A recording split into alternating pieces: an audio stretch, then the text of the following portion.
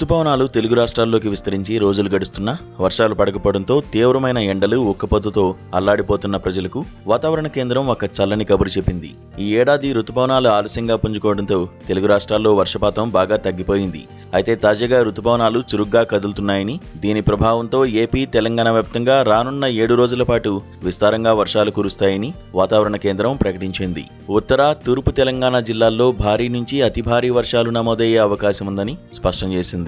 ఇవాళ ఉమ్మడి ఖమ్మం, వరంగల్ జిల్లాల్లో భారీ వర్షాలు కురిసే అవకాశం ఉంది. ఈ నేపథ్యంలో ఈ 2 జిల్లాలకు అధికారులు ఎల్లో అలర్ట్ జారీ చేశారు. వీటితో పాటు హనుమకొండ, జయశంకర్ భూపాలపల్లి, ములుగు, భద్రాద్రి కొత్తగూడెం, నల్గొండ, కుమరంభీం ఆసిఫాబాద్, మంచిర్యాల, మేడ్చల్, మల్కాజ్గిరి, రంగారెడ్డి, సంగారెడ్డి, యాదాద్రి భువనగిరి తదితర జిల్లాల్లో ఉరుములు, మెరుపులతో కూడిన తేలికపాటి నుండి మోస్తరు జల్లులు పడతాయని తెలిపారు. ఈ సమయంలో గంటకు 40 కిలోమీటర్ల వేగంతో బలమైన ఈదురుగాలులు వీచే ప్రమాదం ఉన్నందున ప్రజలంతా అప్రమత్తంగా ఉండాలని అధికారులు హెచ్చరిస్తున్నారు. రాష్ట్ర వ్యాప్తంగా వర్షాలు పడే అవకాశం ఉండడంతో వాతావరణ శాఖ తెలంగాణకు ఆరెంజ్ అలర్ట్ కూడా జారీ చేసింది. జూలై 2వ తేదీ వరకు ఈ వర్షాలు ఇలాగే కొనసాగుతాయని పేర్కొంది.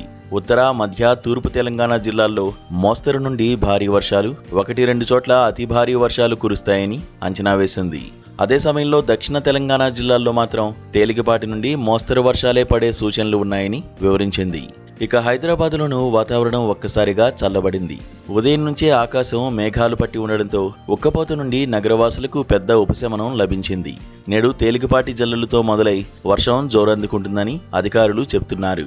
రాత్రివేళ నగరంలో భారీ వర్షం కురిసే అవకాశాలు ఉన్నాయి. ఆంధ్రప్రదేశ్ రాష్ట్రంలో కూడా నైరుతి రుతుపవనాల ప్రభావం స్పష్టంగా కనిపిస్తోంది.